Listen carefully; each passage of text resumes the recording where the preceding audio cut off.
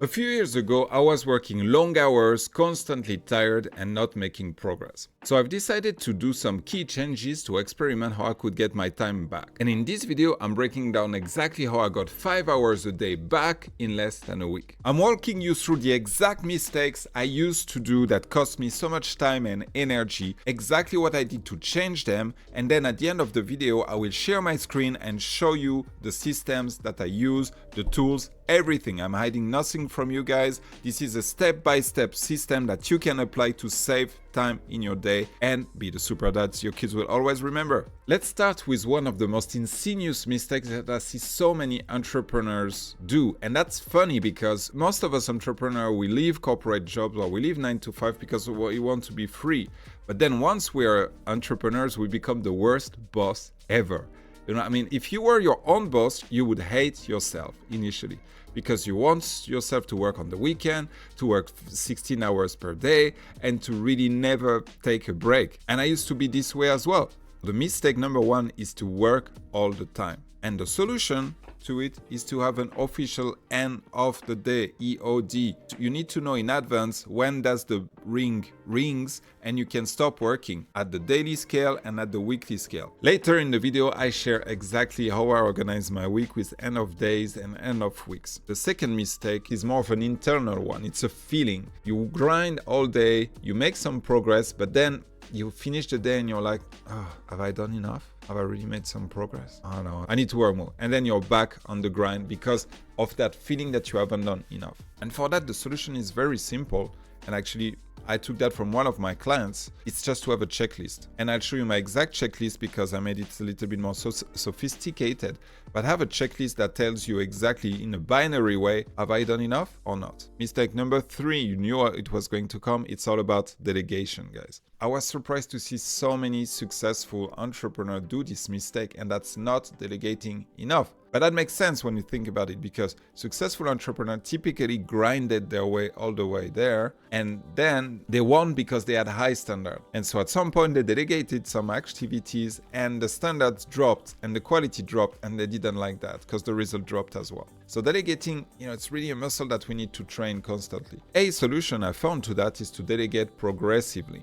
And I'll show you exactly what that means a little bit later in the video. Mistake number 4 is to work in the business constantly as opposed to on the business. And I talked about that before, but it's important for you to have a weekly planning review where you pause, you stop your life, and you remember your life direction, your business direction, and you decide in advance what needs to happen this coming week. Mistake number 5 is an easily fixable one, but the one that's possibly costing you hours in your day, in your week. And that's to have your information scattered all over. Maybe you have a little bit on Workflowy, a little bit on Evernote, a little bit in your Google Docs, a little bit on paper, a little bit in your freaking journals. And then when you're looking for something, it's a pain in the ass. I'll show you exactly what I do in order to access the information, share them with people who need to receive them, and no, that's not Google Docs. Luckily, I found solutions to that, so without further ado, let's jump right into the new system so that you know exactly how to implement it step by step in your business. And if you want help in doing that, there is a link below so that you can join our community of entrepreneur dads where we share all those tools and we support each other. All right, let's start with the most unassuming of all the tools, which is the calendars.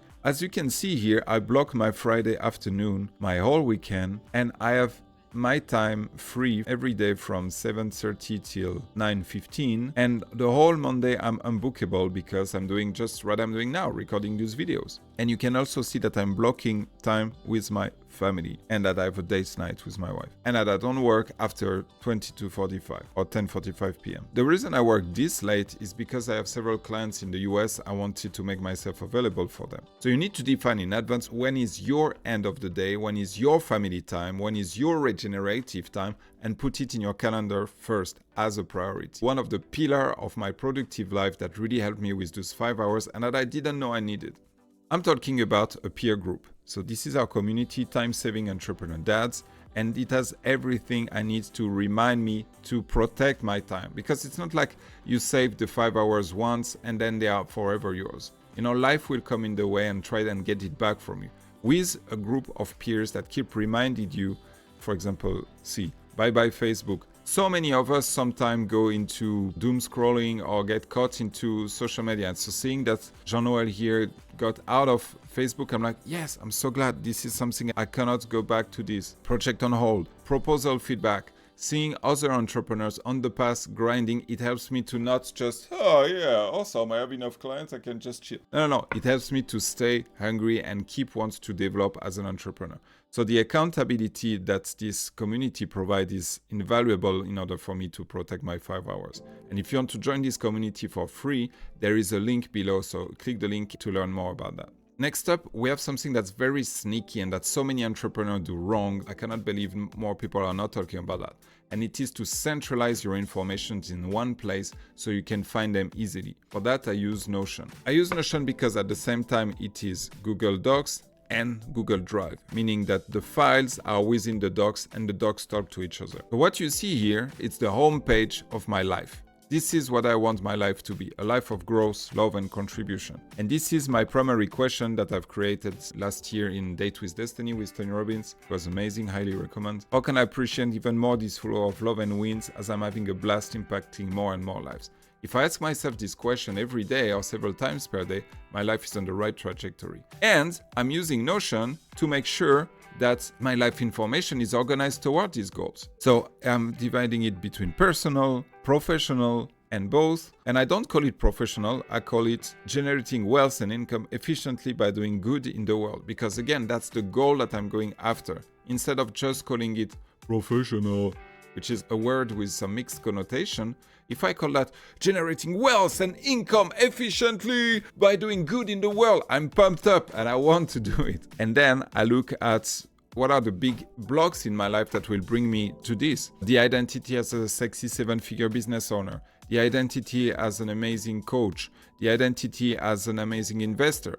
And then if I click on one of those, you see this is a document and this is also a folder. And here I can remind myself the vision, the purpose, and the various projects, one of which is the time-saving entrepreneur dad. And then I have my whole information about my ideal avatar. It's amazing, guys. It's just amazing. But the point is, you want to have all your information in one place. I love Notion because there's also an AI component and I can ask questions about my life. So I could ask, for example, what shall I focus on business-wise this week? And it's an AI, so sometimes it will hallucinate, but most of the time it gives me great answers which are insightful. Contact potential leads. I'm for reaching out to 5 people this week. Yes. Work on your pitch and marketing strategy, could be a bit more specific. Join sales and marketing meetings on Monday to get clear on the week's plan. So the important thing is to have every information in one place so you can communicate with it through AI, you can do a search and you know where things are. Oh, what was this marketing effort that we've done 2 years ago? I think there was something that we can use from that. Boom, you know where it is. You're not wondering if it's on Google Docs or Workflowy or Evernote or if it's on a paper in your garage. No, you know that it's everything in one place. And that saved me so much time, guys. So much time. I love Notion because there are a lot of plugins that you can add.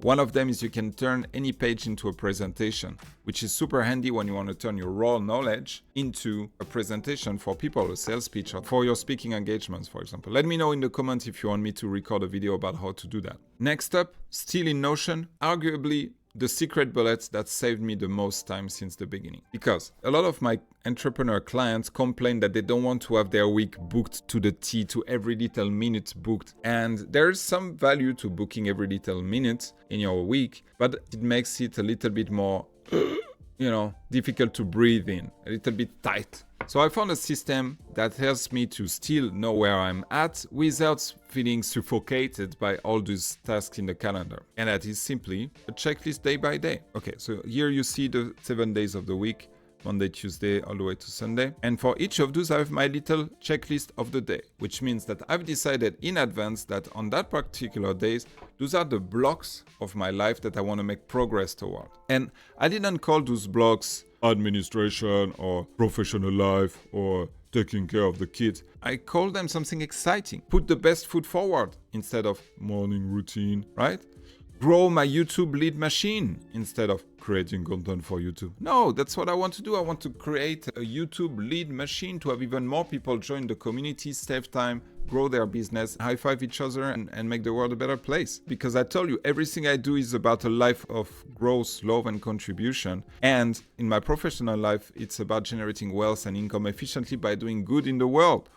That's why I want to grow this YouTube lead machine. Make the community even more awesome, that's me improving the service, and smoothen my life instead of administrative tasks. A lot of clients tell me, oh yeah, I want to make progress on my business, but I have these tax to fill and I need to do this for the hiring process and we need to pay for the house and repair. And I'm like, yeah, that's part of life as well. And you can delegate it to some extent, or you can enjoy it, right? I do enjoy to smoothen my life. And then through the day, I just go and I boom, boom, boom, boom. Every time I click, I get some healthy dopamine. And I've decided in advance for each of those days what are going to be the priority. I always start by putting my best foot forward. But for example, on Tuesday, I do more client work in the morning. I check the notes from previous sessions. I make sure that everyone is served. I think what are the best next steps for them. On Wednesday, I smoothen my life again because oftentimes there are some administrative things that sweep into that. On Thursday, I focus on clients. And on Friday, I'm back into YouTube. Then you see that on Tuesday, Wednesday, Thursday, and Friday, I turn all of my clients into raving fans. So I have a little checklist for that, whether those are my school clients or some of my personal clients. This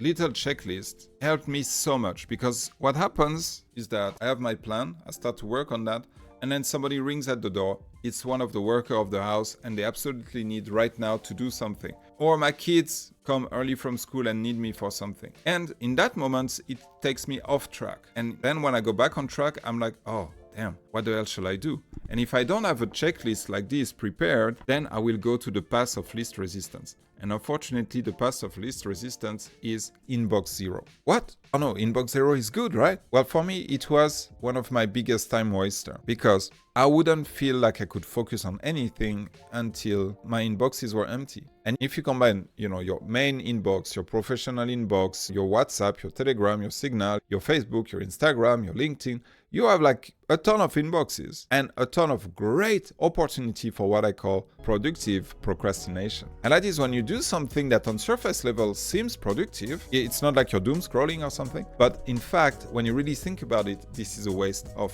your energy and time. That used to be my biggest time waster. Not that answering messages is not important. It's just like answering messages as your default activity is horrible for your mental focus. Speaking of emails and messages, let's move on to the next big time saver, the one that really helped me save much more hours than I think I'm aware of, and that is delegating the email and messages. And here there's not much to show, right? Because the inbox is empty. And it's empty because I gave the keys of my inbox to one of my assistants. And most days she goes there, she logs in, and she sorts my email. She removes what needs to be removed, and she puts the important thing here in a little folder that we call to do. So now, instead of having a million emails here and some spam emails, some things that I don't need, I just go there and I'm like, okay, one email, fine. And then, okay, this is what I need to focus on next time I handle my emails. And I know when to handle my emails because it is in my Notion,